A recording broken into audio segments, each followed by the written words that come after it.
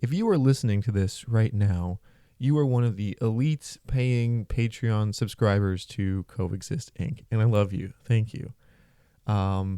This second part of the Jerry Seinfeld podcast will be only available to Patreon subscribers until I decide to let the plebeians, the parasites, listen to it as well. So again, thank you so much for your support. It genuinely means a lot when I get a little notification saying you have a new subscriber. Maybe one day we can make this my full-time job and I can get better at it, more serious, more consistent. So thank you for your patience and enjoy the show. Imagine A podcast. where time drifts slowly, A podcast. Where Isaac carries you away. So let me be clear. We tortured some folks. I feel like the whole film was just like, so many 1 to 2 minute Seinfeld stand-up bits just strung into one long movie because he didn't want to do another special. Because even like the idea of the movie, like the alternate history of a Pop-Tart, even that's just like, yeah, that could be like mildly charming for like a 2-minute bit where you're like, oh yeah, that's funny. It is one of his bits. This is one of his most famous bits. Is like, can you imagine what it was like to bake the Pop-Tart? I believe the punchline is, and it tastes like the cardboard that it comes in. I've probably been working on this for 2 years. Comedy writing is something you don't see people doing. It's a secretive thing. I've never shown anybody this stuff. In comedy, what you do is you think of something that you think is funny, and then you go from there. It's a fun thing to say, Pop-Tart. I like the first line to be funny right away. When I was a kid and they invented the Pop-Tart, the back of my head blew right off. And that got the whole thing started, that a specific part of my head blew off, not just my head, but just the back. Then I talk about shredded wheat, which was like wrapping your lips around a wood chipper. You have breakfast, and then you had to take 2 days off for the scars to heal so you could speak again. So in the midst of that dark and hopeless moment, the Pop-Tart suddenly appeared in the supermarket, and we just stared at it like an alien spacecraft, and we were like chimps in the dirt playing with sticks. What makes that joke is you got chimps, dirt, playing, and sticks. In 7 words, 4 of them are funny. Chimps are funny. Then there's the trying to figure out as a kid, how did they know that there would be a need for a frosted fruit-filled heatable rectangle in the same shape as the box it comes in and with the same nutrition as the box it comes in. In the midst of that darkness and hopelessness, the Kellogg's Pop-Tart appears. And they always laugh there because that indicates, oh, he's telling us a story. And then my next joke that I want to get to is chimps in the dirt with sticks. So now I'm looking for the connective tissue that gives me the really tight, smooth link, like a jigsaw puzzle link. And if it's too long, if it's just a split second too long, you will shave letters off of words. You count syllables, to get it it's more like songwriting. Then I had to figure out how to end the thing, and that's the hardest part. If you have a long bit, the biggest laugh has to be at the end. It has to be. It can't be in the middle or the beginning. And this was very daunting. Once this Pop-Tart had come into the world, I didn't understand why we were still eating other kinds of food, because this seemed to be definitely the new way. 2 in the packet and 2 slots in the toaster. Why 2? 1's not enough, 3's too many. And they can't go stale because they were never fresh. They can't go stale because they were never fresh. That took a long time. And like it's not a bad bit, because Jerry has like analyzed every syllable to make sure that it scientifically makes sense or whatever. But yeah, no, it is based off a premise, and I think on Howard Stern he even said like in 1997 he was like, I'd love to make a Pop-Tart movie one day. You got in Battle Creek. 3 decades. It's working on it for that long. There's such a thing as like you overwork the joke. I think that's maybe he's guilty of that with this. Yeah, I mean the movie. Like you talk about bringing on the experts, which allow him to talk about the Schwinn bike and all of his beloved products from his childhood. But fundamentally, this movie, like, if you're going to be a parody, you need to parody one thing. Spaceballs, Star Wars. Robin Hood Men in Tights, that 90s Robin Hood movie. Like, Mel Brooks, master of parody. This is like 9 different parodies. But again, like I'm going to pair it with Giordano said, Jerry actually didn't watch any of these movies. So it's a parody of the product movie as like the major frame. Then it's a Right Stuff parody, okay, because it's like the moon landing space stuff. Then it's like a vague gangster adjacent parody with El Sucre and the Milkmen. But again, like not actually ripping off Godfather or like any actual movies. Yeah. It's just like the vibe. And then there's like, we got to get that Mad Men bit in there too. Oh yeah. It's just this grotesquerie. It's a fucking Cronenberg of parodying. Just this fleshy blob of all of these different things. The worst like 10-second joke that, I don't know how many people caught it, but it was also the most like boomer joke in the movie. Is the one scene where they're like, we'll do it raw, which is a parody of the Bill O'Reilly. We'll do it live. We'll do it live. And that was one where I was just like, I don't know where you're going with this, Jerry. And I feel like there are very few people that would even pick that dumbass joke up. But that was one moment where I was like, what am I? Are you trying to be political? You got like a January 6th and a Bill O'Reilly reference. And then you have the PC joke where you're like, oh, they don't like to be called bums anymore or whatever. Oh God, yeah. Also, it's like, if you're so uptight about like PC culture, like, okay, then make the movie actually offensive. Yeah, I know. Give me something just like fucking reprehensible. I mean, he is fucking horny for Pop-Tarts, dude. Like, it's like the shot of. Have you ever had sex with Pop-Tart, by the way? No. American Tart. American Tart, yeah. But no, like the final scene in slow motion that like zooms up on like pushing down the lever and the slow burning or whatever. It's like, this is Jerry Seinfeld's equivalent of the train going into the tunnel to indicate penetration. Is making a pop. And they keep talking about creams and goos. Yeah, I didn't pick up on that stuff, Ben. So I don't know. You should ask why you noticed that so clearly. But just before we move on, Ben, one thing Ben and I always say, we say on our podcast all the time, is like a reference is not a joke. We said it about like the epic movies, about Family Guy sometimes, but like you can't just reference something and have that be the punchline, which is like Dennis so Miller often what Jerry Seinfeld. Yeah, it felt like he had, like you said, like, he seems like a meticulously organized person, and he had these filing cabinets filled with jokes, quote unquote, and just fed them into ChatGPT and said, make me a movie about Pop-Tarts. And you're right, like it moved so fast. Like it was so hard to get a grip on this movie and get a mood or anything. It was just it felt like punishment. It was just nonstop dog shit. And not even in a fun way, because like Adam Sandler, for instance, who I think kind of has like, there's some overlapping qualities between the two. Jewish boy, good Jewish boy. But I love how bad Adam Sandler movies are. Like they're really, really dumb.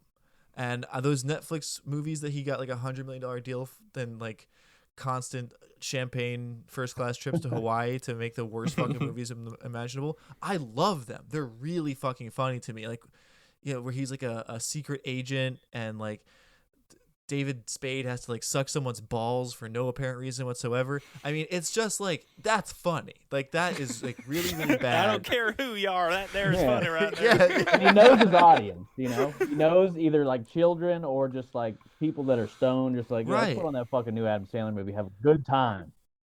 Critically, Adam Sandler has not decided to become the arbiter of what's funny. He's not like, oh, you can't make jokes you can't even make jokes anymore because you're PC culture.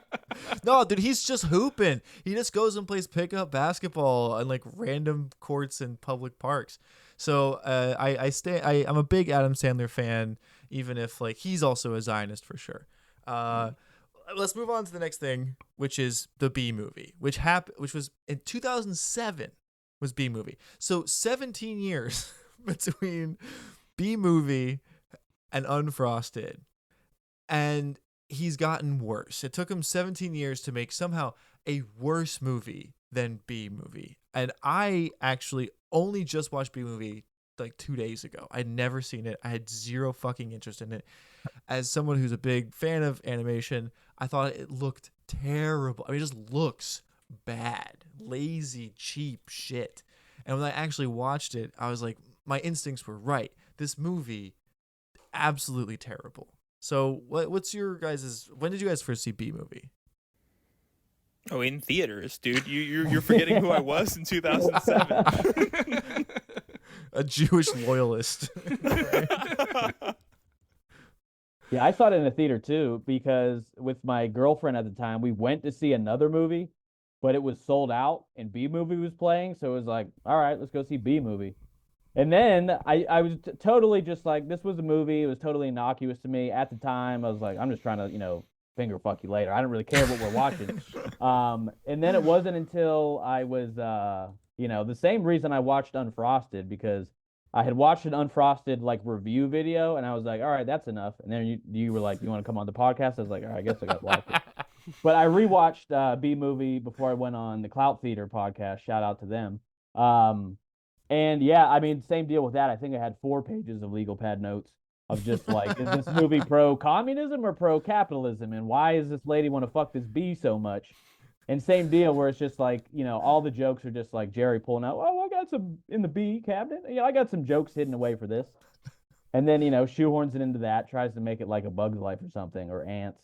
And yeah, same deal, but infinitely better than Unfrosted for sure. Oh, undoubtedly better than Unfrosted.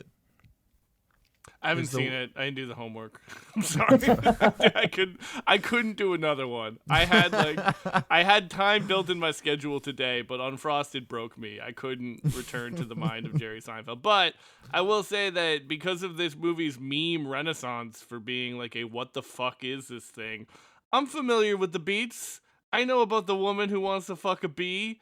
Yeah, I know it's chock full of bee puns. I feel like I've seen it through osmosis, and it's bad. Yeah. So yeah, I can't comment negatively about this movie because Ben and I have already pissed off Zillennials a lot on our pod by making fun of the Star Wars prequels. And from what I understand, Zillennials love this movie, like those between Gen Z and millennials. Yeah. And they're pretty rabid in the comments, so I'm going to politely decline to comment on the B movie. Well, because for them, it's like all they have is like the later ironic attachment to it, where it's just like, we saw the Rule 34 B porn, we were like, that's funny. and then also, like all of the jokes of like, on YouTube where it's like B movie, but every time they say B, it speeds up. It's like that was genuinely funny. But as an older millennial, meme person, it's like, okay, you leave that behind. These kids, it's like, they're 12 seeing that, and it's just like their brain stopped at that. And they're like, no, B movie by association of the memes is a good fucking film, a good picture. Like the Star Wars movies. That's their exact argument with the Star Wars movies too. And there is some. I mean, I finally got a joke of an old meme after watching this movie where the boyfriend, the cucked boyfriend of Renee Zellweger's character, the woman who wants to fuck the bee. And of course, Jerry has to be the love interest of some hot chick, even though she's not hot. They could have at least made her hot, Yeah, she's not Incredible's mom hot. Exactly. But she basically bails on her Chad boyfriend, played by the great Patrick Warburton. Yeah. And he gets mad because he's like, it was yogurt night. And then there's like these old memes that I only get now, where it says it's like a boy leaving walking solemnly down an alley, and it says, me leaving my girlfriend's house after she kicked me out so she could hang out with a bee. It was our yogurt night. And now that's funny. Like I was like, okay, that's pretty. That's a good joke. That's a good joke. But the movie itself, really, really bad. And unlike Frosted had no moral backbone. There's no story. There was no reason behind it. The B movie attempted at some kind of morality, right? It it was trying to convey one of those like animation, Inside Out, like it's okay to be sad, Well, and then it's moral like, stories. it's like the triumph of the individual, when you're a cog in the machine of some sort of industrialization. So it's like it did have some attempt at that. But yeah, like I said before, I think most of my notes were like, is this suggesting that like, the machine just needs to work better and uplift everybody? Or is it just saying that like, no, you need to break out and get your own fucking honey farm and, rise up the ranks on, as the individual? It's like it went back and forth so much where I was like, it has a moral compass, you just don't know what it is. It's just Like, a magnet is being like swung around it, so it's like Yeah. it's just going everywhere. And yeah, in the end, like the conclusion of the movie is that the bees should get back to work. So it's kind of like it's anti-slavery, and it just you leave that movie being like, what is the point? What was the point of this at all? Why did I just do this? And yeah, I think that its legacy exists, like you said, in its memes. Otherwise, I don't think anybody would be talking about it anymore. And I think Jerry probably, even though it grossed like $300 million on a $150 million budget, I think that's still like considered back in 2007. That was still a flop, right? When people were going to the movies, that's not money. Yeah. And I think they like when they teased the idea that they might even do a sequel, it was because of this meme renaissance that the B movie provided it. And I don't think Jerry, if he even looked at the memes, even if he did look at them, he would not understand.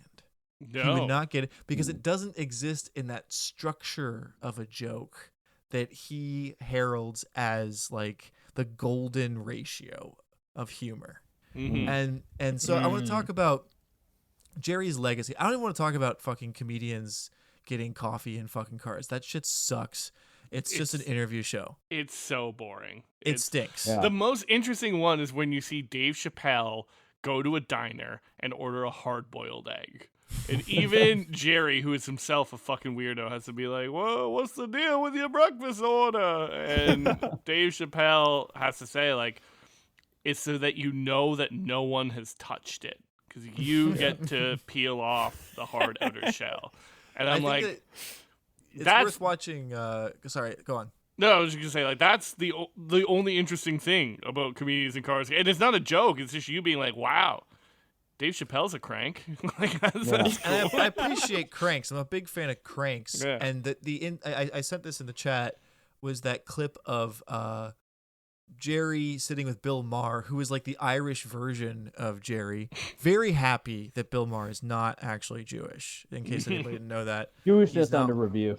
He's not one of us. He's a fucking Irish Catholic, which also proves Irish Catholic, very funny, that somehow it can evade people, it can skip a generation somehow, the humor.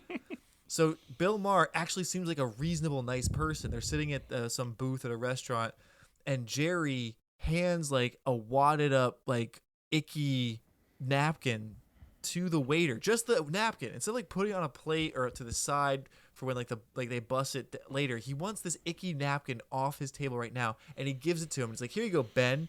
And that's like that's why I asked his name. Like, and Bill Maher's like, "Why'd you do that? Like that? Like why'd you like?"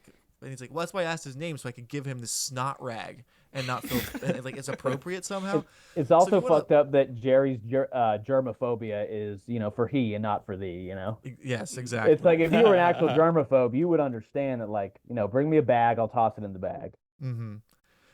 So I want to talk about Jerry's legacy, because he exists outside of time and space now, I think. And Unfrosted is an example of the mistake of when he returns to this earth. Like he should not. A lot of people like Jason Alexander really never did anything after Seinfeld. Dunstan checks in, maybe. He was like a bit masterpiece, perfect film. Well, he was also really good in Shallow Hal, I think. We had a tail. Oh yeah. But for the most part, didn't really exist. Julia, Louis Dreyfus, like Veep is great. You know, Veep, I big fan of Veep, and she did some good movies too. That one with James Gandolfini where she's a masseuse. But for the most part, I mean, what's his name? Michael Richards said the N-word, and you know, that's like John Lennon getting shot. You know, like it like removes you from like the legacy conversation. He gets to exist like in this space and time. So I think it's actually good for him that he said the N-word instead of making like a lot of bad movies afterwards. I think that's a better exchange. But Jerry, because he needs to be this arbiter of humor, of like what is and isn't funny, and stand-up comedy, for whatever reason, is the gold standard of comedy, even though stand-up comedy fucking sucks. Like, it's bad. Like, there's like 5%'s good, the rest is absolute dog shit. But here's Jerry. And the fact that he still gets accolades, that he can call all these people and they'll come on his movie even though they must have read the script and said, Jerry, this is really bad, like, but nobody would dare give him notes, right? Nobody would say a fucking word. So I want to talk about Jerry's legacy, and this is especially why I wanted to have fake Jerry on the show, because I think that you handle it better than most people do, which is, I think, a knee-jerk reverence. So when did your Jerry hate start? When did it begin? I guess you know, it is I guess mostly, you know, it's like a development over the past like 5 years to when, you know, one being like getting into the Seinfeld meme community is like how as an adult I got into like making memes again and stuff. And because of just like meme making, obviously you're, you know, making just fun references because you love the show and all this stuff. But you also have to take the piss out of everybody. And, you know, some of the funniest, albeit easiest jokes are to just make fun of who Jerry is as a person, where he's like, you know, hailed as like one of the greatest comedians of all time. Even on that like Bill Maher podcast that I attempted to watch, the main thing in the first 5 minutes is Bill Maher just being like, you're the greatest. You know, you've always been more mature than everybody, and, you know, you've had this trajectory. But, you know, it really is just like, you know, the further you get away from Seinfeld, you realize how much of a hack he really is. And he had his place in the show, and, you know, he's the worst part about it, but he's still a part of it. So you have to accept that. But then, you know, just like even beyond all the Zionism and the, you know, the pedophilia, it's like him just being like redundant. You don't need to say it, but I can assume, you know, they're both whatever. But him just being just like this arrogant piece of shit that has no, you know, ability to truly look inward on himself. Like there's the interview a couple years after the show ended where he's talking to Larry King, and you know, Larry King is like yeah, you know, what you got canceled or the show ended, and he's like, what are you talking about? We had 75 million. We chose to end the show. And he's just so gung-ho about, no, we had the greatest show. Like, we chose to end it. And he just, outside of Seinfeld and after Seinfeld, he's always just come off as just like, you know, yeah, like that's probably the biggest argument for him not being Jewish, is that like he loves himself. He's got such thin fucking skin. Like, thin skin, fragile ego. Like, don't even imply that we were canceled. Like, yeah, absolutely. I don't know, man. I'm going to sound like a fucking right-wing talk show host. Like, act like you've been there before, Jerry. Come on. Yeah, I'd like to actually contrast. Let me contrast actually a couple of different scenarios for you, too. Because there was a moment where Larry David hosted SNL a couple years ago, and he's doing the opening monologue, and he's bombing. Like, nobody is laughing, and he got himself out of it by using the line, you know, I think this is going quite well, which is, like, a hilarious thing to say in a disastrous situation. And, like, I'm watching Jerry Seinfeld get heckled at that show that you sent us a clip of, Isaac, where, like, people are yelling, like, you know, genocide, like, you're supporting that, like, and what does Jerry do? Like, does Jerry say something like, you know, I think this is going quite well? No. He chooses to say like just to get mad at the protester and deliver this like, oh yeah, you see, the crowd is agreeing with me. Like just this very unfunny line. He said a little Jew hate is good. It's like, come on, dude. Yeah. No, he thinks incredibly highly of himself. And there was another interview on some late night talk show, I sent it in the chat, where he says, my life is amazing. I'm super happy, but I hate everyone and everything. And that is so fucking cursed. Like to say that, to like without any sense of like even self-deprecating. He said it proudly. Like he was incredibly proud of himself for feeling this way. Is sociopathic. Like, yes, everything has been given to you and you hate it. You fucking hate it. He reminds me, I'm doing this job with this billionaire. I'm making a coffee table book for him. And he's this 70-something-year-old guy who was at the cutting edge of computer electronics in like the 60s and 70s. And so, it all kind of fell in his lap in a certain way. And he hates the modern world. He hates it so much and is just constantly complaining about millennials and work ethic. And he asked me if I read Atlas Shrugged and Snowflakes and Looters and all that stuff. And he's just so mad at the world today. And I want to shake him and be like, this is your world, motherfucker. You made it. I live in your world. And that's how I feel about Jerry. It's like, this is your world here. And you hate it, even though it was perfectly constructed. You didn't stub your toe at all along the way. You didn't take a wrong turn. It was just like a fucking straight shot. And so maybe that's what he hates, is just like, it was easy. It was so easy. So it doesn't feel like he earned anything, maybe. Yeah. What did he say about privilege in his commencement address? It's actually good. Right. Actually, it's good was the thing that he said. You remember that quote too, when someone was like, maybe it was on Comedians Getting Cars or whatever, where they were like, don't you ever feel bad about like owning like thousands of luxury cars that you park in Manhattan? And I think his response was like, isn't the point of all this that we're supposed to do well? Like, I'm supposed to be embarrassed that I'm doing. Isn't that the point of my life? Like, I remember that was one, like, just one more piece of straw in the hay pile where I was like, oh, this is just like not a good guy. He's an incredibly selfish and unhappy man. Yeah, and it's funny to see this lack of self-awareness. It really does show how much he needed Larry David, because the ending of Seinfeld, which I am a defender of, I know it has its haters, but it's phenomenal. The series finale where they all go to jail, and it is like a bit of a callback clip show of like, here are all the people who have been wronged and slighted by these selfish fucking narcissists, right? Like, that's all Larry David there. Jerry Seinfeld could never see that his selfishness and narcissism could be a bad thing. And I think that's also why he has to start going off on PC culture. Like, it might be part of his own aversion, but even though everyone will do his movie at the drop of the hat, he is no longer the center of conversation. Like, there are more, there is a younger generation of comics, as there will always be. And like, you're gonna find your wedge issue just to complain about the fact that you're not the star anymore. If you're Dave Chappelle, it's gonna be trans stuff. If you're Jerry Seinfeld, it's gonna be because of woke. If you're Louis C.K., it's because you jacked off in front of someone. Jerry's.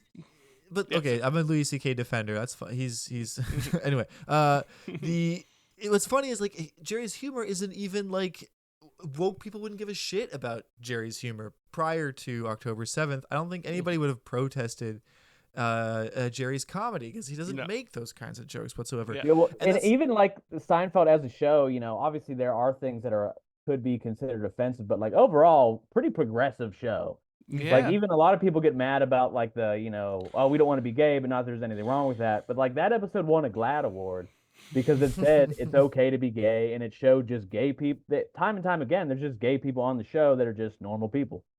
And it's like, Jerry, like you kind of have been just like a moderately PC woke liberal Jew your whole career. And now that it's convenient for you because you're like, oh, people don't like me anymore, and it's like, it's not because you're offensive, it's just because you're a piece of shit, Also, I looked at his stand-up schedule, and on Ticketmaster, his next performance is July 12th in Gary, Indiana, and tickets cost a minimum of $150, not including Ticketmaster surcharge. That's insane. Who in their right fucking mind would pay $150+ to go see Jerry complain about fucking cotton balls or something. Like it is. Yeah, that's why college students don't want to see you, because they can't spend $150. This is what you just described, like $150 Jerry Seinfeld tickets in Gary, Indiana. This is reverse reparations right there. That's fucking awful, dude. I have a confession. I actually did see Jerry Seinfeld live once. Probably 10 years ago. My sister bought me a ticket, but it was at Heinz Hall in Pittsburgh, and I'm pretty sure the tickets were like 150.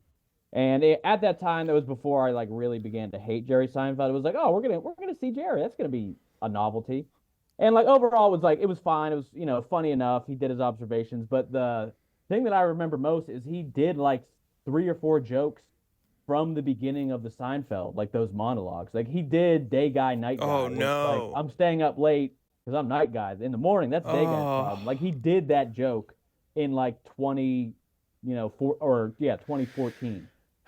for $150. That's the whole point of the "I'm telling you for the last time" album, was that he was telling you for the last time.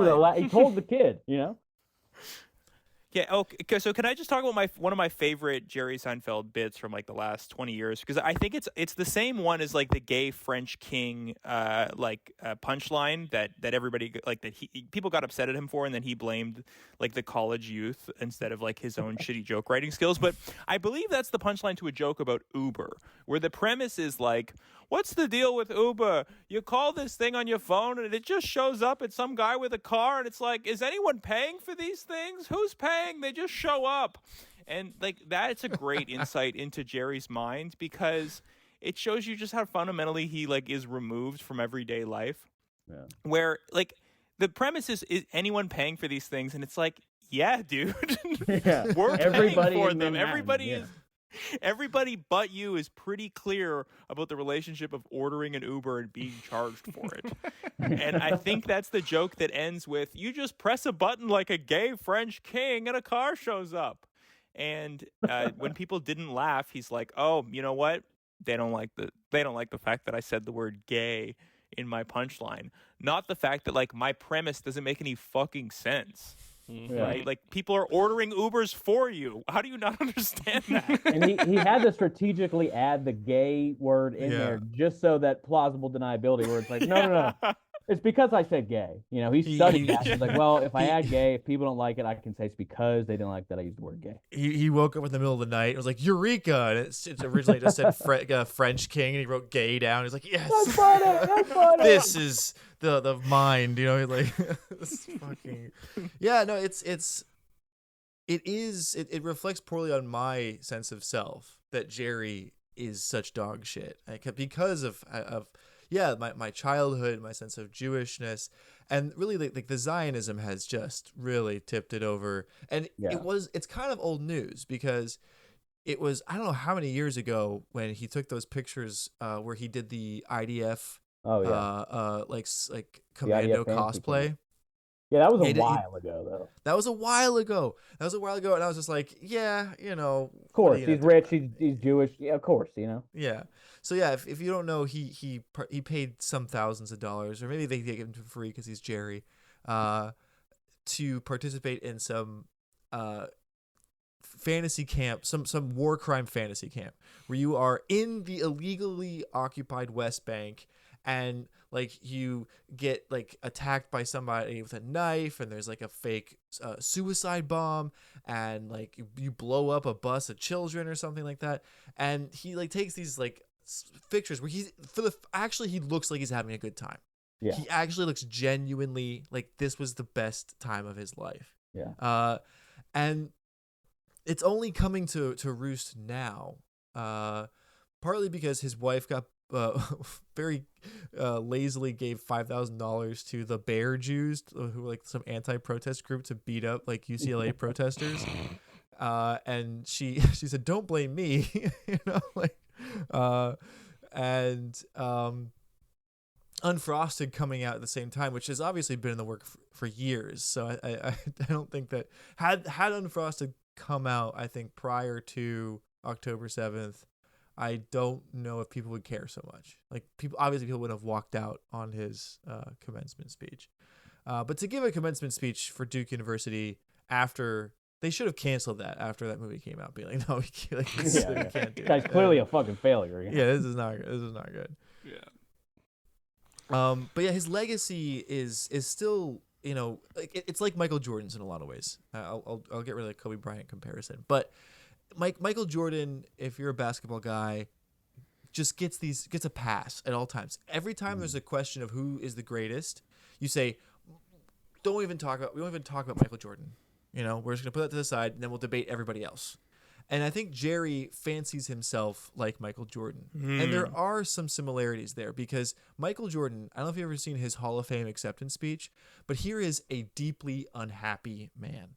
Someone who has no idea how to be satisfied with success. And he's in his speech, he's just calling out the pettiest of grievances of people who don't even they don't even remember their names anymore. But here he is being like, yeah, that guy was a dick to me. Fuck that guy. You know? Yeah, I mean, what's the meme? The meme is, and I took that personally, right? Yeah. The screen cap from The Last Dance. Still. And that's, to me, that shows someone who's deeply, deeply unhappy. And no amount of success could ever fill that gaping hole in their lives.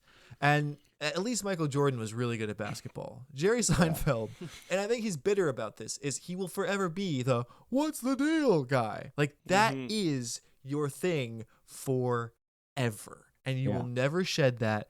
And Unfrosted only solidifies it. It is fucking rock solid now because you will never be good at anything else.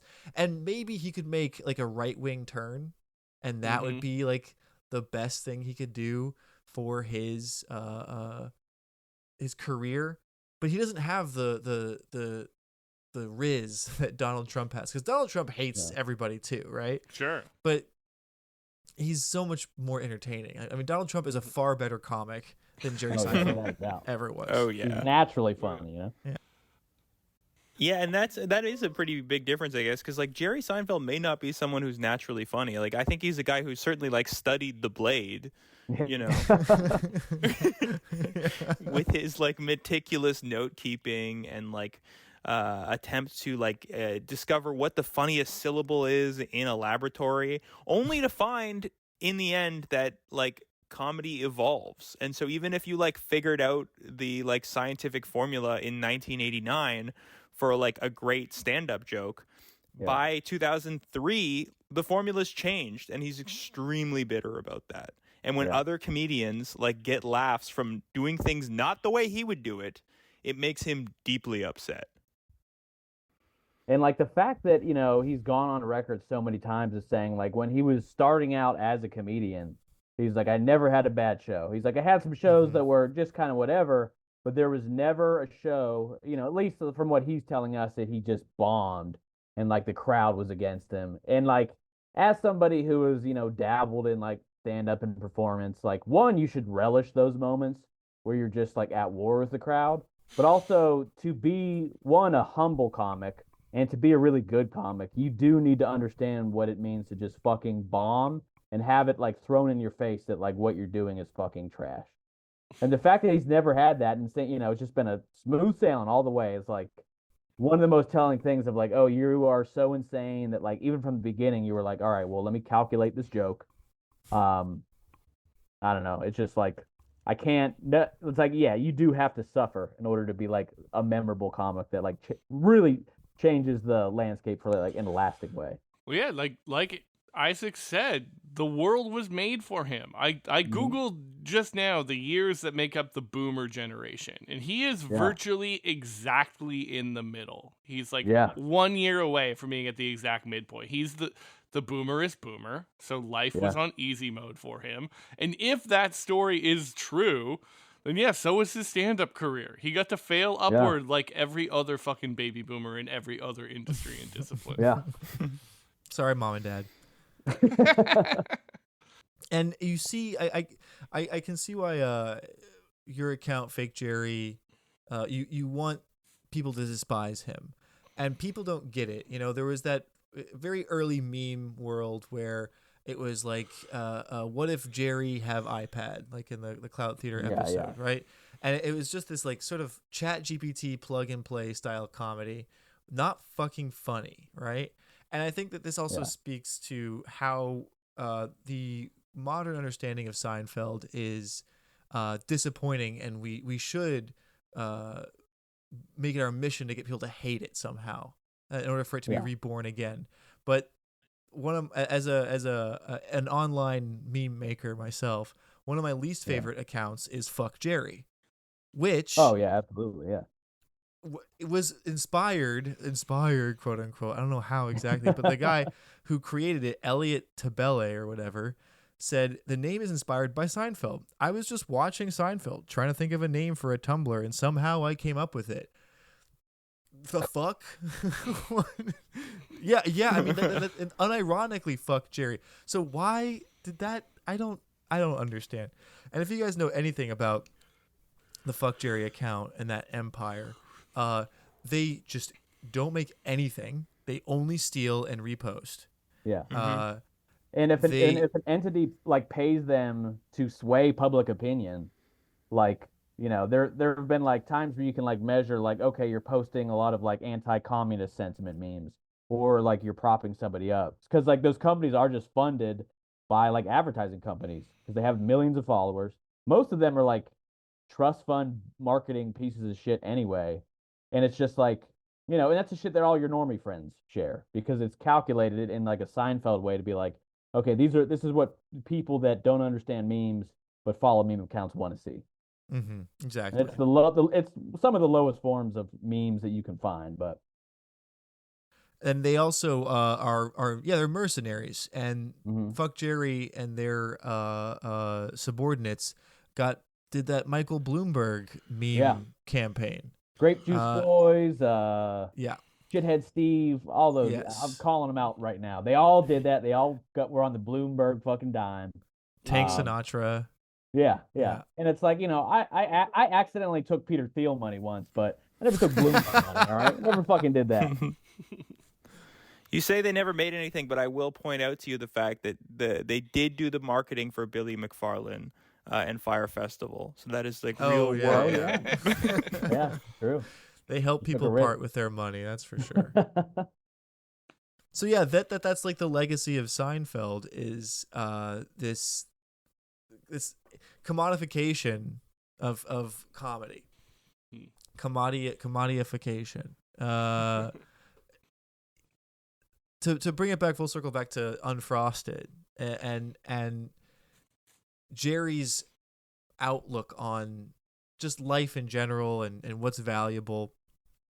I don't know, like where do we go from here? Like what's next for? Is this it? Do you think this is the last thing that Jerry Seinfeld will ever make? I mean, he's in his he's 70 years old now. He's 70. Mm-hmm. He's old. Well, I think we all thought that B Movie was going to be the last thing that Seinfeld did. And then, you know, when he hit a stride with Comedians in Cars, you were like, okay, this sucks, but like people seem to, you know, like boring people seem to like it.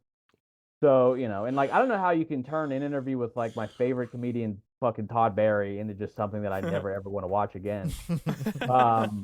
But yeah, it's like, you know, I think it is like, you know, once Jerry goes into his, you know, transcendental meditation world and has the only realization that he's ever had of like, oh, I'm becoming irrelevant. That's when he's like, all right, time to sit down, time to call in my favor and do something. Because it feels like that's it. Like, you know, every 10 years or so, he pops up and does something right before people just forget that he exists. Or like he only becomes, you know, like, because for the longest time, he was only relevant when you're at a hotel late at night and you're like, oh, Impractical Jokers isn't on, but Seinfeld's on all night. I'll watch that. Yeah. And then, you know, now it's like he has to find ways to keep inserting himself into, you know, the modern lexicon. And maybe that's like the true sign of his self-loathing is that he has to keep trying to make something even though instead of being satisfied with like one of the greatest television shows of all time, that you bring up Transcendental Meditation. I do want to talk about that briefly because that is so perfect for someone like Jerry Seinfeld. Oh yeah. Transcendental Meditation is a lot like if you sort of Landmark Forum or the Est or anything like that. Mm-mm. It's like these pseudo new age spiritual organizations that help rich people feel okay about their money. Yeah. Like they take Taoism and Buddhism and the very nihilistic logic that it presents you with initially, which is just like nothing means anything. Like everything is empty and you fill it with meaning. But stop right there. Like they stop right there at like the nihilism, which is like Buddha didn't. No, you're supposed to keep going. You're supposed to realize that it just loops around infinitely. But no, they want to stop right there at that part where it's like, you don't have to feel bad. You feeling bad about it is your choice. You get to choose to feel bad about it. And so transcendental meditation, which is popularized by David Lynch in particular, is perfect for someone like Jerry. And it's even funnier because I once did a free transcendental meditation seminar, and they introduce all these like nonsensical concepts to you and tell you how much happier you're going to be. And like, now all you have to do is give us $500, like, and we'll tell you your secret mantra. And they'll be like, no, don't Google the mantra. Like, even though it's like available online, like, don't look it up, because that actually kills it. That ruins the surprise or something like that. But it's like right there. You can look at it on your. I paid the $500 just for the record, and I took the TM course. You did? Because my fucking idol Jerry Seinfeld told me All I should. You're letting me talk out my ass about this. I only went to the one thing, and I was like, this is stupid. I'm not doing that. Tell me about your experience with transcendental meditation. I mean, yeah, it was exactly how you described it. I mean, it was him and Howard Stern, I think, that like eventually like talked about it enough where I was like, oh, nice. Like, but yeah, I mean, they tell you the secret mantra. What is it? And I mean, I don't know if I want to say Just it do and it. be sued. Because Honestly, like I don't know if they're like Scientologists or whatever, but yeah, it was shitting. You can borrow my lawyer if you want. Oh yeah, you're a fake lawyer. My lawsuit's almost over, so he's all yours. Yeah, and yeah, I mean, I wasn't like, you're supposed to do it 20 minutes a day. It's supposed to feel good. I'm not two gonna times knock a day, meditation. right? 2 times a day. Yeah. Do you do this down in Mexico, Jordana? Just out of curiosity. No, I did this when I lived in San Francisco. Oh, nice. I think that's where they all do it. Yeah. But yeah, in terms of his legacy, I do want to just say that like this is the first time Jerry's really taken an L. I think it's really fair to say that like this is a pretty big public L, and I'm just so excited for the future because I don't think Jerry, like, we know that he's thin-skinned, and I just don't think that he's going to take it well. He like was able to call in, like all of these actors to debase themselves. Mikey Day, Bobby Moynihan, Hugh Grant, yeah. And like motherfucking John Hamm pissing over his own Mad Men legacy. He looks horrible in this movie, by the way. He looks like they just filled him with fucking formaldehyde in this fucking movie. But anyway, it's like, that these actors are going to treat him a little bit differently because like he pulled them all into this like shameful thing. And you can already tell in the way that Jerry Seinfeld is posting that he is tilting.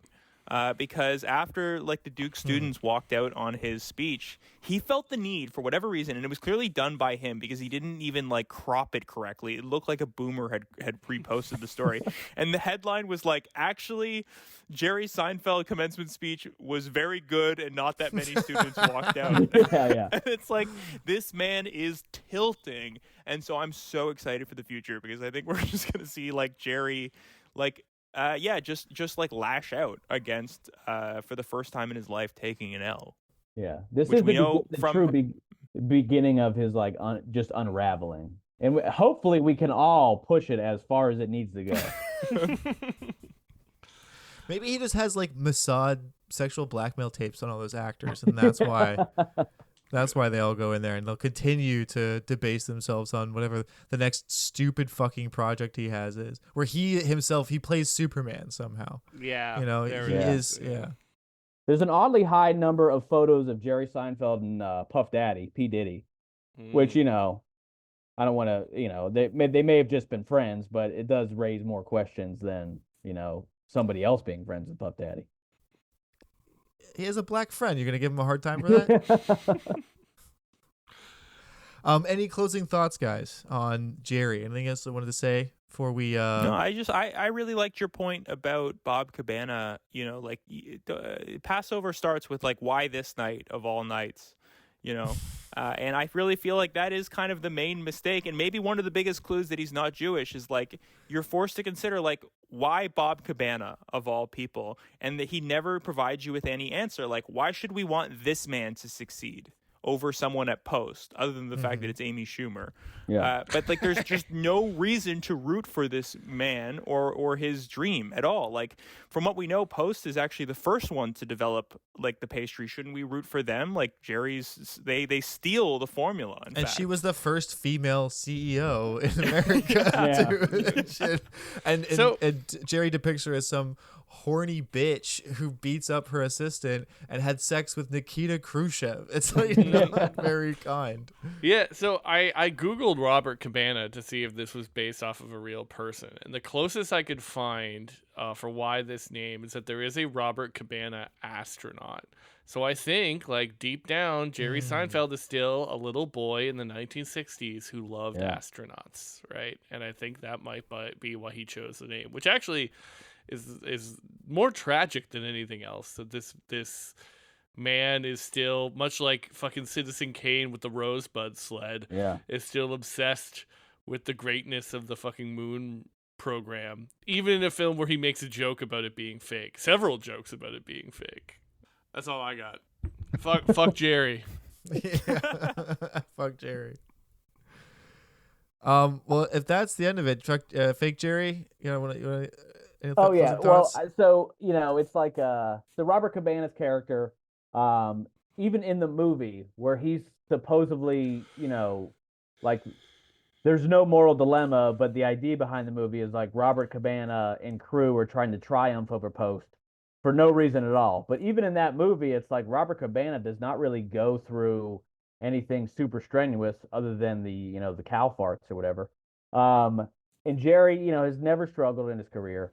And, as a representative for the, the dissident Seinfeld fans on the internet, what I would like to see is just, fewer Seinfeld accounts giving free promotion to Jerry Seinfeld and promotion to Netflix and the show, and even Unfrosted, because I've seen a lot of that.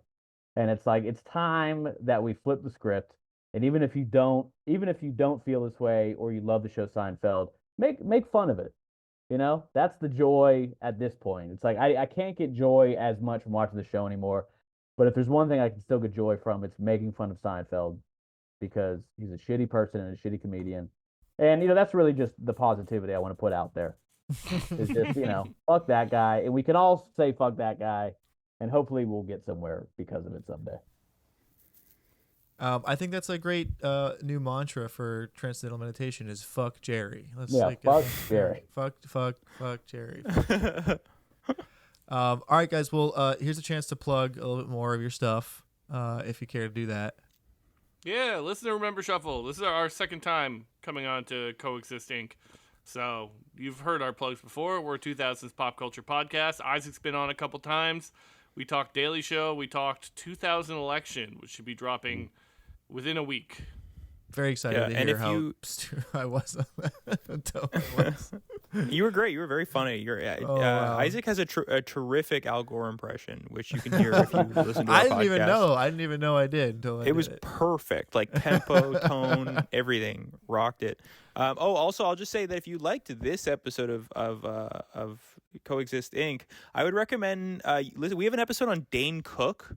Maybe you found this episode to be too anti-Semitic. You can listen to us rip on Catholic comedian Dane Cook, who might be. He is like an even worse comic than Jerry Seinfeld. And yeah, it's like one of my favorite episodes of the pod. So That's we just like listen to it.